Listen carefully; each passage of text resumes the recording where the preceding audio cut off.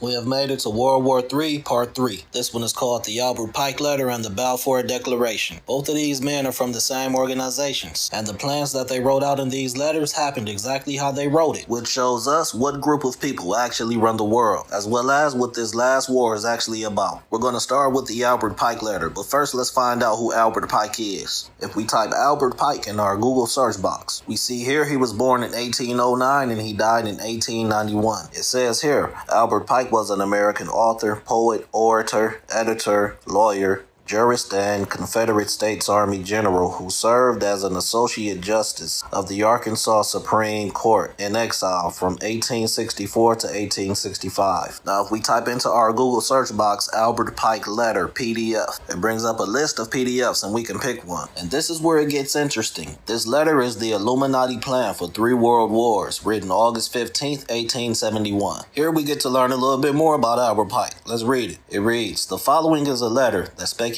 claimed that Albert Pike wrote to Giuseppe Mazzini in 1871 regarding a conspiracy involving 3 world wars that were planned in an attempt to take over the world. The Pike letter to Giuseppe Mazzini was on display in the British Museum Library in London until 1977. This letter has been claimed by many internet sites to reside in the British Library in London, which denies the letter exists." Now check this out. Giuseppe Mazzini was an Italian revolutionary leader of the mid-1800s as well as the director of the Illuminati. Albert Pike, historical Masonic figure, was a 33rd degree Mason, occultist, Grand Master, and creator of the Southern jurisdiction of the Masonic Scottish Rite Order. So we just pulled out the Freemasons and the Illuminati. It also said Albert Pike was an occultist. We also see that Giuseppe Mazzini was Italian. Italy is where Rome is. And the Scottish Rite Order was mentioned as well. That's Scotland, and that's where the Scots come from. These are all European bloodlines, and they're all colleagues. And in the Bible, the Europeans are called Esau. So let's read about Esau's plan through Albert Pike for the First World War. It says, "The First World War must be brought about in order to permit the Illuminati to overthrow the power of the Caesars in Russia and of making that country a fortress of atheistic communism. The divergences caused by the agents of the Illuminati between the British and Germanic empires will be used to foment this war. At the end of the war, communism will be built and used in order to destroy the other governments and in order to weaken the religions." So one thing that was written is that they're going to pin the British and the Germans against each other.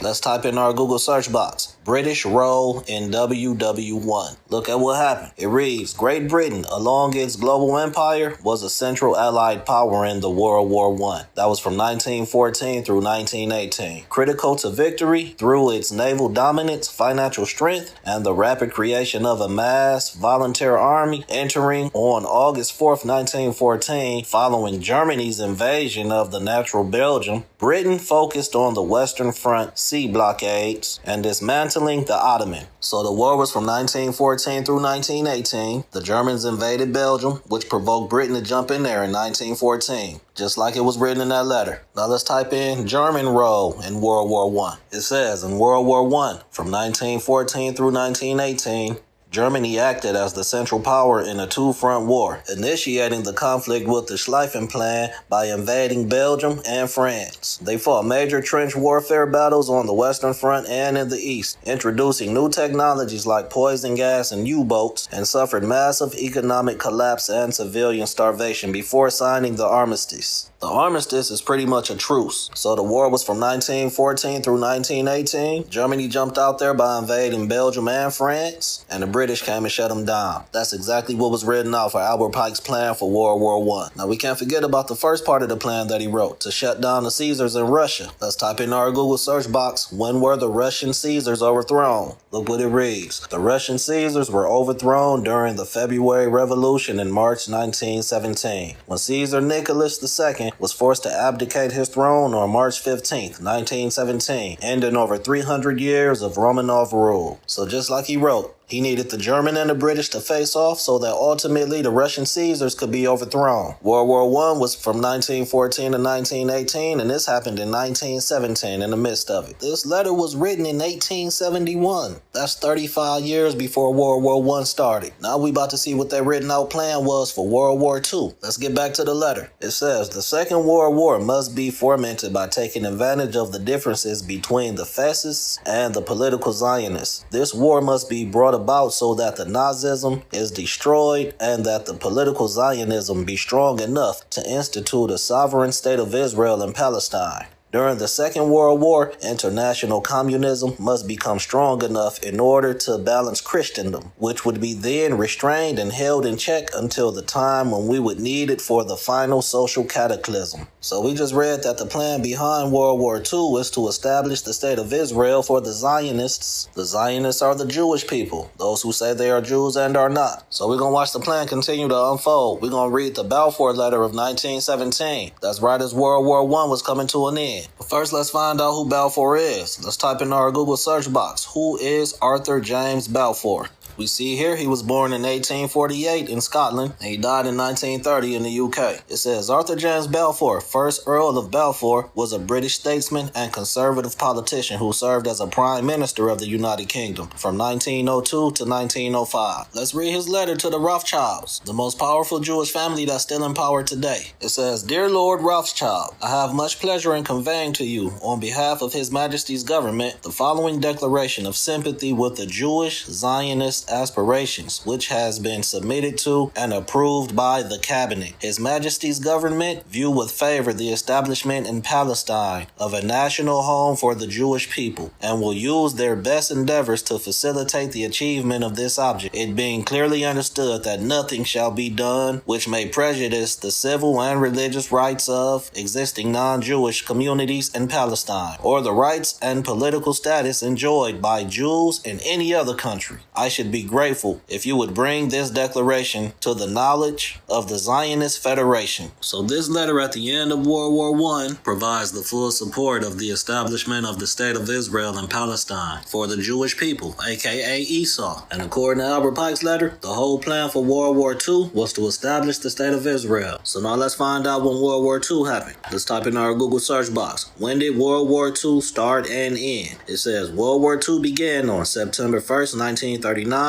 with Germany's invasion of Poland and ended on September 2nd, 1945. So World War II was from 1939 through 1945. And check out what happened right after the war.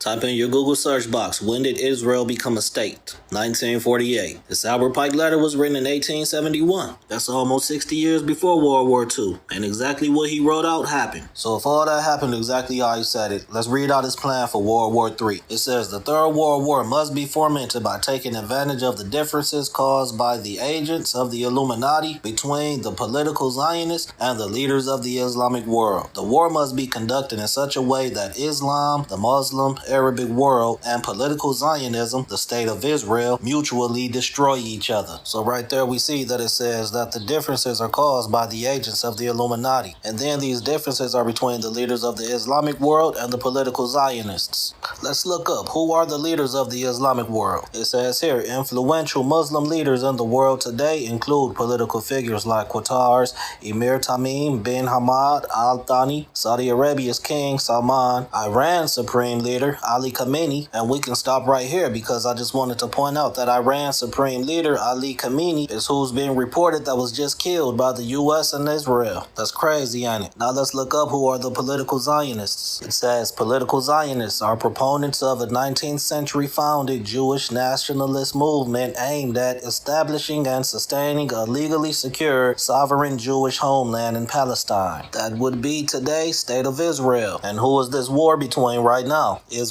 along with the U.S. and Iran. Exactly what Albert Pike wrote in 1871. 150 years later, this war is playing out exactly how he wrote it. Now I also want to go back to Matthew chapter 24. We're going to read verses 4 through 8 and listen to the Messiah tell us the same thing concerning the last days. It reads, And Jesus answered and said unto them, Take heed that no man deceive you. For many shall come in my name, saying, I am Christ, and shall deceive many. And ye shall hear of wars and rumors of wars. See that ye be not troubled, for all these things must come to pass, but the end is not yet. For nation shall rise against nation, and kingdom against kingdom, and there shall be famines and pestilences, and earthquakes in diverse places. All these things are the beginning of sorrows. You see that? Now let's get back to the Albert Pike letter. This is where it picks up. Meanwhile, the other nations, once more divided on this issue, will be constrained to fight to the point of complete physical, moral, spiritual, and economical exhaustion. We shall unleash the nihilists and the atheists, and we shall provoke a formidable social cataclysm, which in all its horror will show clearly to the nations the effect of absolute atheism, origin of savagery, and the most bloody turmoil. So what he's saying here is after the US and Israel finish fighting Iran and mutually destroy each other, all the other nations will get involved and fight until they exhaust each other, and this is bloody turmoil. This is your World War III. Now let's get back in Matthew 24. We're going to read verses 9 through 14 and watch our Messiah tell us the same thing. Verse 9, Then shall they deliver you up to be afflicted, and shall kill you, and ye shall be hated of all nations for my name's sake. And then shall many be offended, and shall betray one another, and shall hate one another. And many false prophets shall rise, and shall deceive many. And because iniquity shall abound, the love of many shall wax cold. But he that shall endure unto the end, the same shall be saved. And this gospel of the kingdom shall be preached in all the world for a witness unto all nations, and then the end shall come.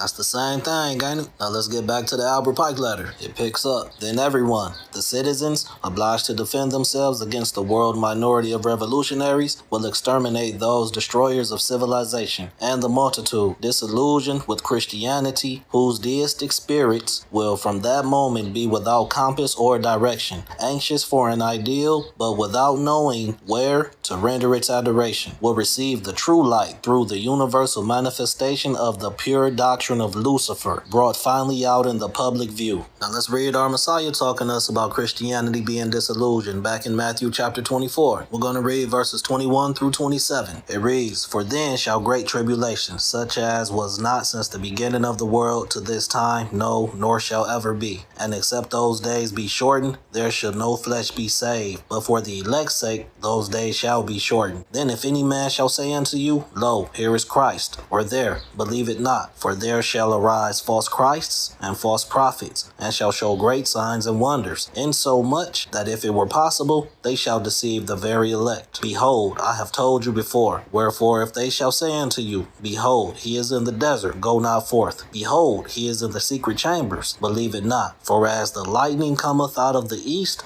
and shineth even unto the west, so shall also the coming of the Son of Man be. That's that same disillusion, right? But the security in it is our Messiah told us that for the elect's sake, those days shall be shortened.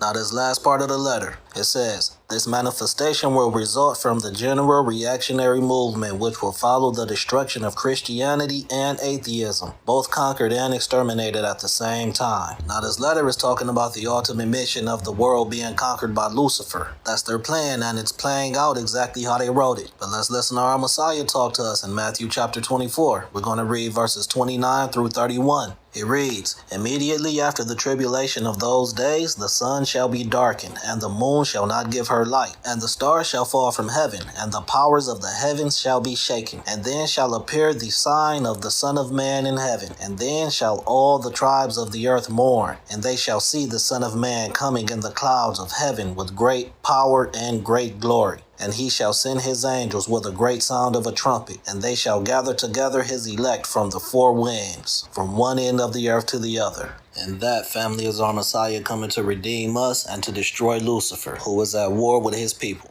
Now stay tuned, because in the next video, we're going to get into the secret covenant written by John Rockefeller of these same organizations and world powers plan to destroy God's people. Stay tuned. Peace, family.